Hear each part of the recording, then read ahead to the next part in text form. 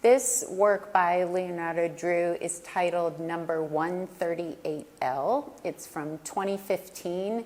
And I think for me, this is a really iconic work. If you know anything about Leo, for over 30 years, he has worked, I would say, with a fairly limited palette. I think of it as being almost monochromatic. So his works tend to be black with a little bit of white or gray or brown. And that really is because of the materials he's using. And one material that he has returned to over and over throughout his career is wood. And you can see here the huge variety of wood in these pieces. So it's kind of sawed up lumber, it's tree branches and roots, it's very meticulously cut tiny pieces of wood.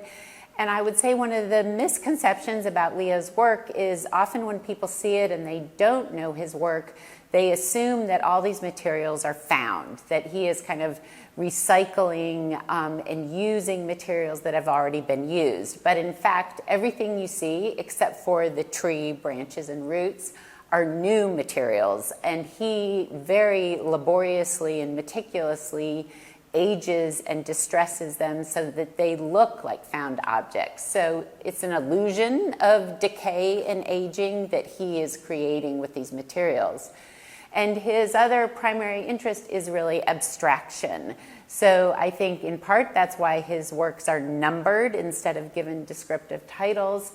And he's really interested in kind of form and composition and that kind of abstract content. And he often starts a piece with the structure of a grid, and he immediately goes outside the lines. I think of him as kind of disrupting, structure and organization and grid to create this composition that on the one hand has this real sense of order, but then also has this sense of chaos. As you can see here, the piece kind of explodes off the wall.